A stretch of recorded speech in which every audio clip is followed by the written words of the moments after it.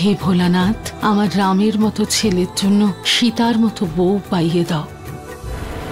এদিকে আশীর্বাদের আংটিরই কোনো খোঁজ নেই। যদি নিজের মা হতো তাহলে এইসব গন্ডগোল হতো না। শুনুন, আপনার মায়ের একটা ছোট অ্যাক্সিডেন্ট হয়ে গেছে।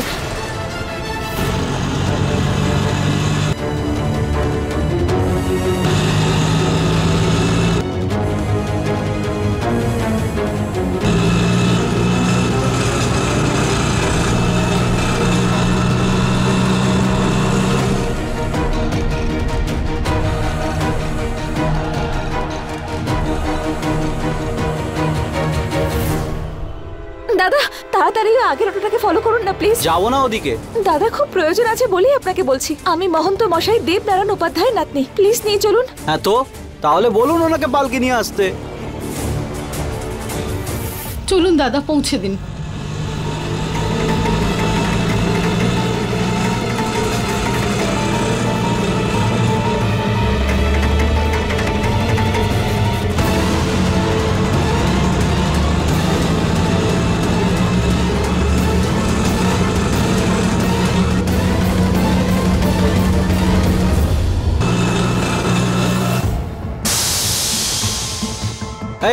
এসব কি দাদাগিরি হচ্ছে?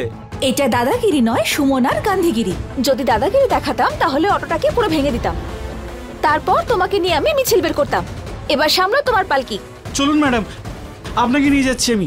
অটোটা বেশি দূর যায়নি, ধরে ফেলবো আমরা। আসুন। প্রভু মহাদেব আপনার মঙ্গল করুন। হ্যাঁ নিয়ে যাও, দেখবে তোমার অটো ভেঙে দেবে।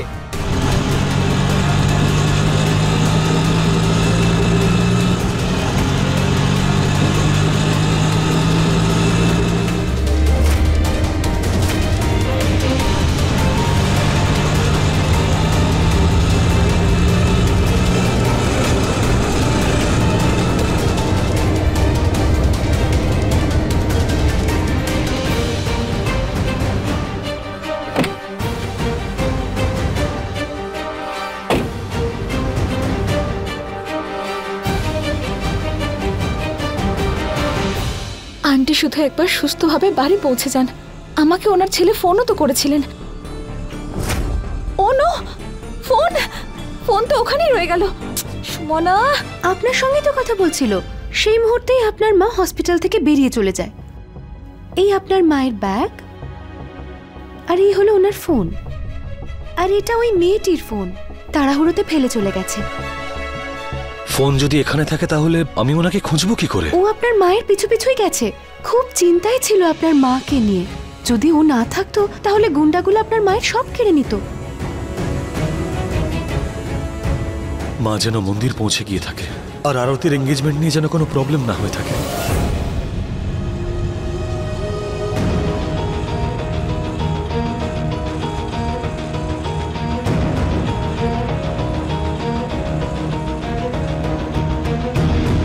কে জানে মন্দিরে কি হচ্ছে। বাবা তো খুব রেগে গেছেন।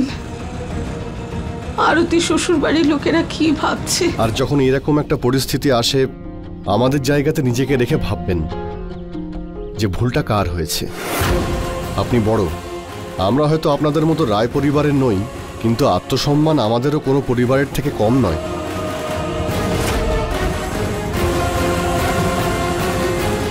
এবার আমাদের অনুমতি দিন।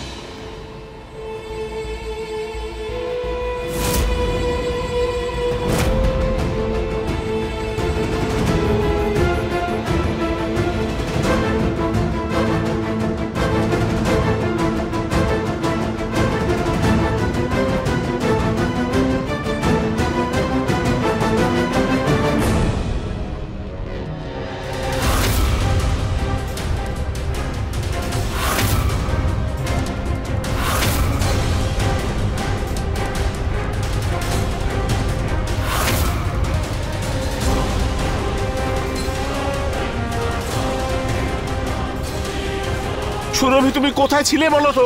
তোমার জানা আছে একটা আংটির জন্য এখানে কত বড় ঝঞ্ঝাট হয়ে গেল? তামাশা নয় নিখিলেশ,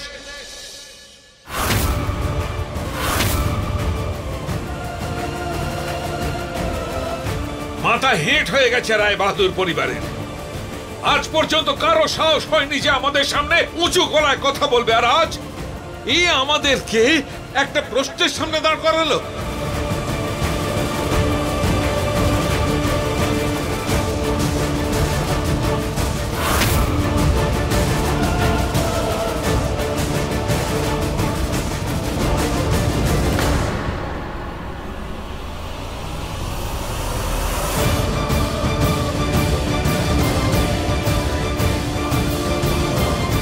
আমি তোমার কাছে এটা আশা করিনি ছোট বৌমা।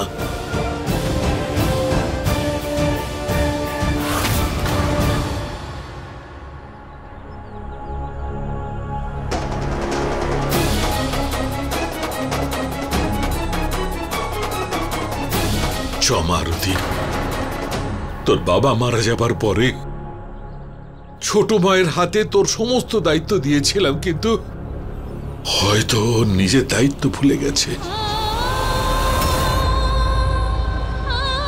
কিন্তু মা, তোর দাদু এখনো বেঁচে, আর সব দায়িত্ব পালন করতে এখনো সক্ষম।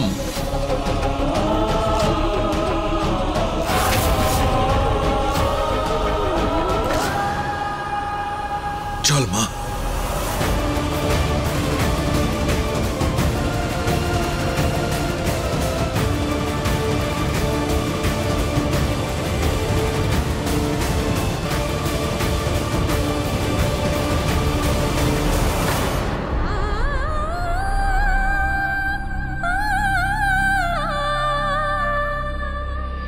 সুরভি, কি হলো?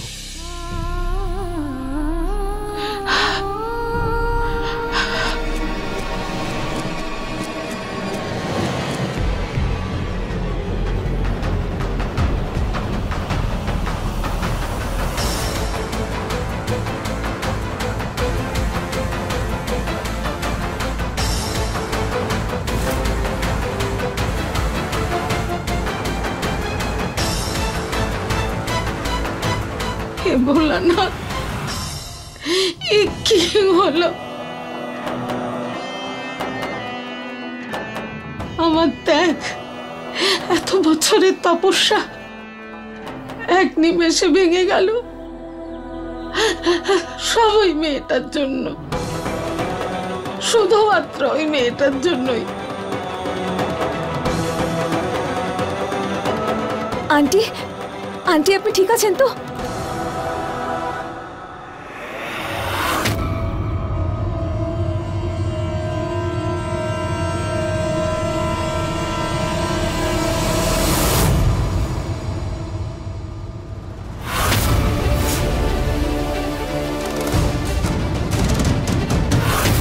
সুমনা এখানে?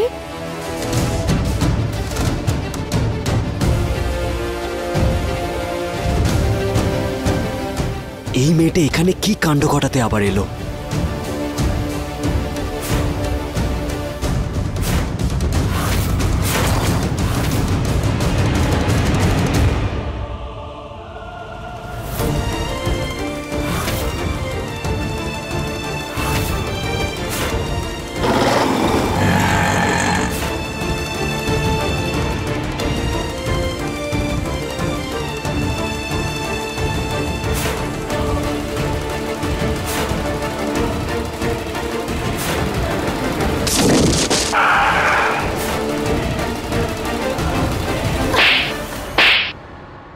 মা,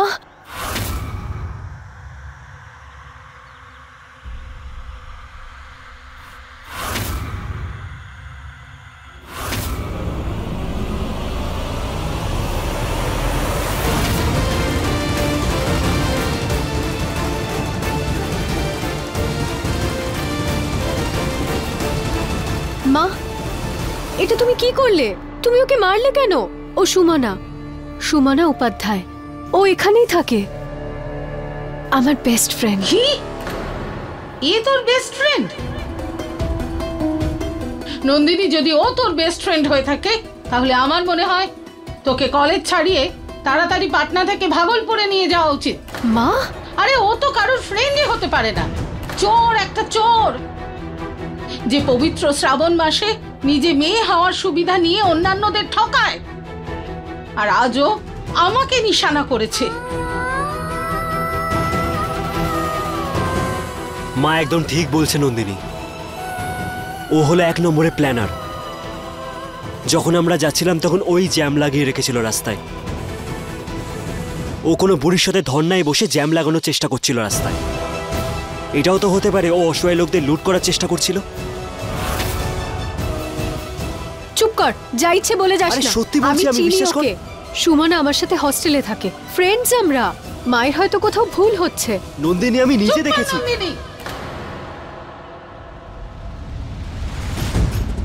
আমার থেকে বেশি চিনিস মানুষকে। তুই জানিস না ও আজ কি করেছে?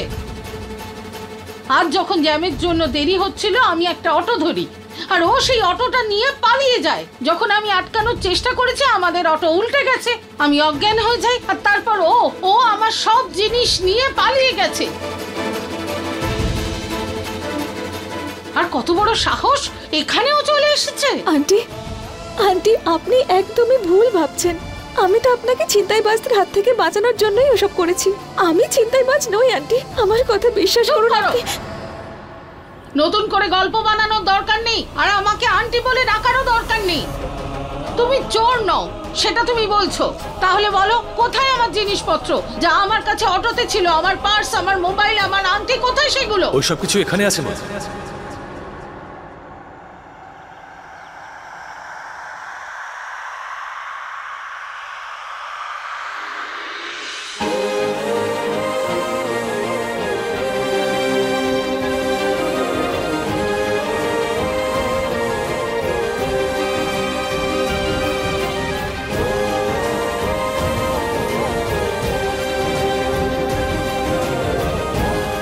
ও সত্যি বলছে মা, ও তোমাকে লুট করার নয়, বরং লুট হওয়ার হাত থেকে বাঁচিয়েছে। তুমি আজকে যে অটোতে করে যাচ্ছিলে তারা তোমাকে লুট করার প্ল্যান করেছিল, আর সেই প্ল্যানটা ও শুনে ফেলে। আর তারপরে ও যা করেছে সেই জন্যই করেছে। এমনকি পালানোর সময় তোমার অ্যাক্সিডেন্ট হওয়ার পরে ওই তোমাকে হাসপাতালে নিয়ে গিয়েছিল। আর এই গল্পটা তোকে কে বলেছে? এই চতুর মেয়েটা? না মা, আমি হাসপাতাল থেকে জেনে এসেছি। আর তোমার জিনিসগুলো ওখানেই ছিল যা ও হাসপাতালে রেখে এসেছিল। আর তোমার ফোনে যখন আমার ওর সঙ্গে কথা হয়েছিল তখন ওই আমাকে হাসপাতালে ডাকলো। ও লুট করার চেষ্টা করেনি মা। তুই বলছিস ও চোর নয়? তাহলে ওকে জিজ্ঞেস কর ও অযাচিত ভাবে আমায় সাহায্য করেছে কেন। আর এই অযাচিত সাহায্যের কি পরিণাম হলো? আমি লগ্নের মধ্যে পৌঁছতে পারলাম না, যেটা দিদি বের করেছিল। অংশুমান আরতির আশীর্বাদ ভেঙে গেল, সম্পর্ক হওয়ার আগেই ভেঙে গেল। লোকে রায়বাহাদুর বংশে প্রশ্ন তুলছে। আর তাছাড়া বাবা আমার মমতার উপর প্রশ্ন তুলছেন। অংশুমান কার জন্য? ওরই জন্য তো। মা কিন্তু ও তো। কিসের কিন্তু রে বাবা? শুধু ধন সম্পত্তি চুরি করাই চুরি নয়, যে কারুর ত্যাগ, অনেক বছরের তপস্যা চুরি করে তার থেকে বড় চোর আর কেউ হতে পারে না। আর ও আজ সেটাই করেছে।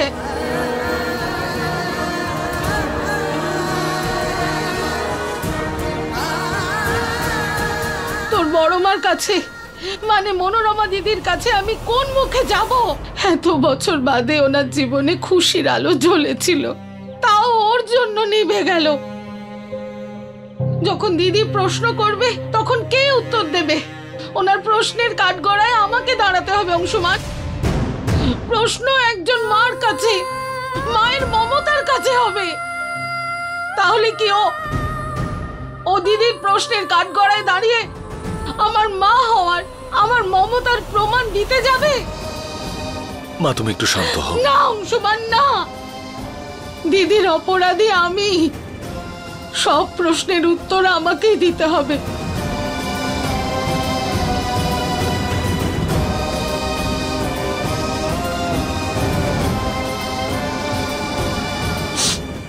অংশুমান।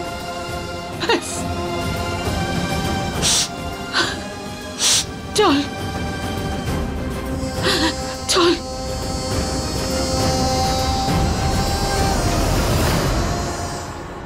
মায়ের রাগটা দেখেছিস তো এবার? চল চুপচাপ পালাই এখান থেকে, নাহলে আর একটা নাটক শুরু হয়ে যাবে এবার। চল।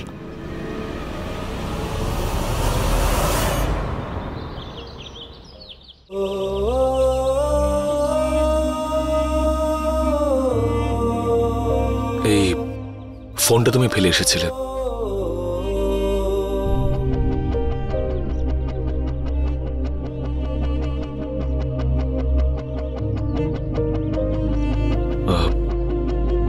সরি, ওই এতটা সাহায্য করার পরেও তুমি মায়ের চোখে অপরাধী হয়ে গেলে।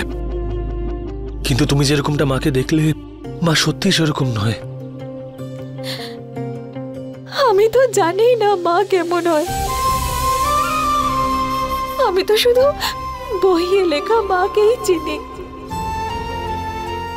যে তার সন্তানের জন্য নিজের সবটুকু উজাড় করে দেয়, তাদের ভীষণ ভালোবাসে, যখন ভুল করে তখন বকে।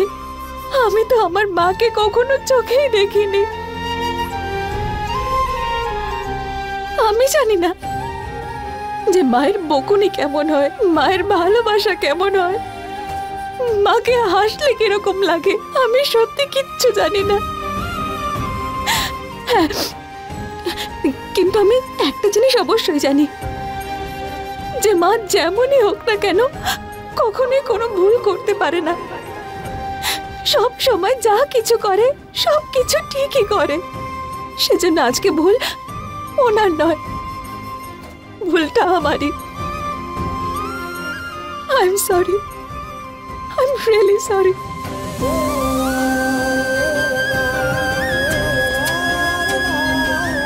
অংশুমান, তুই যাবি আমাদের সাথে?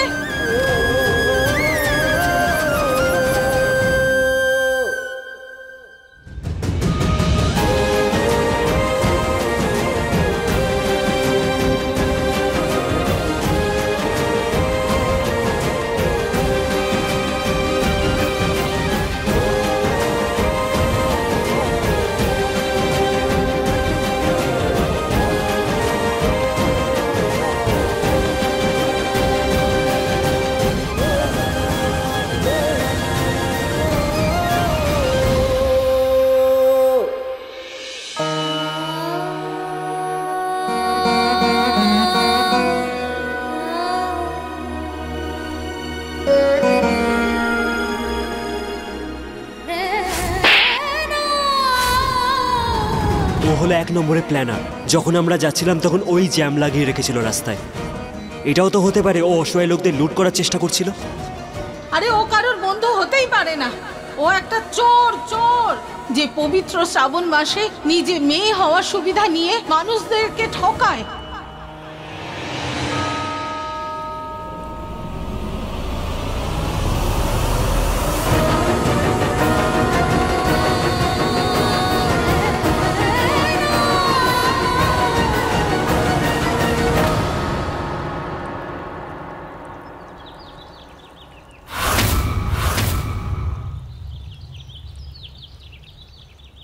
সুমনা, কি হয়েছে?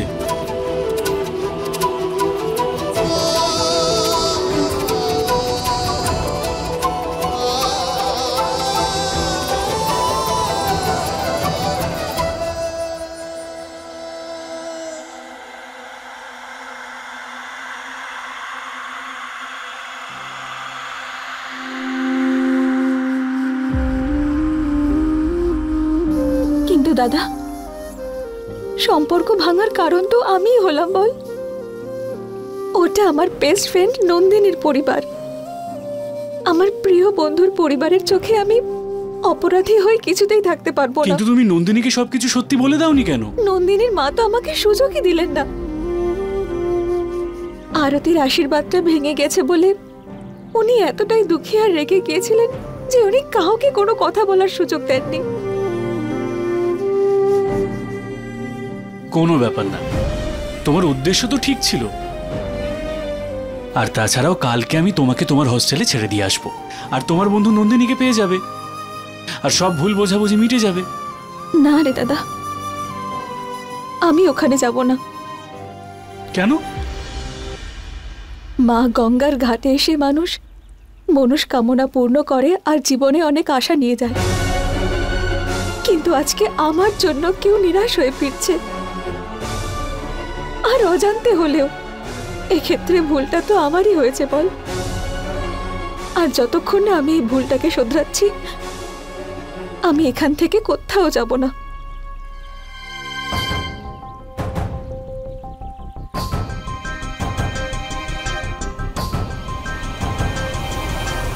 কিন্তু তুমি যাচ্ছ কোথায়?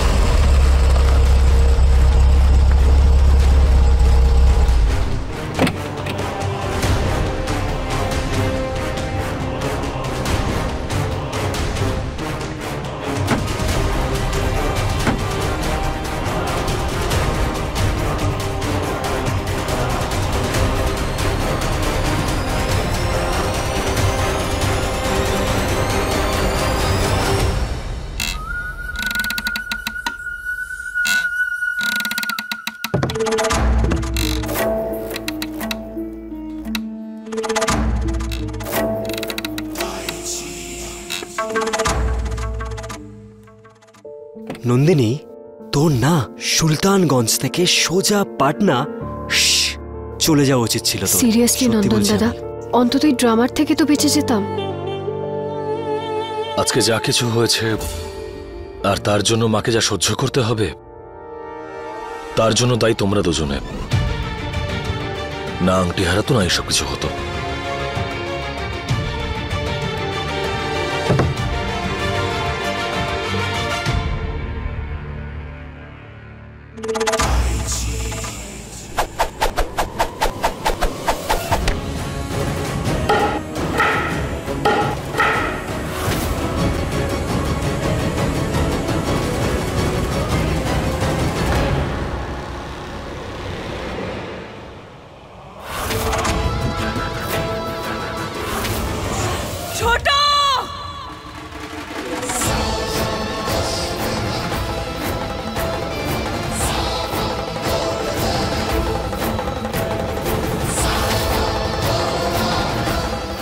চৌকাঠ পার করার আগে সেই দিনের কথা মনে রাখিস, যেদিন তুই প্রথমবার এই চৌকাঠ পার করে বাইরে বেরিয়েছিলি।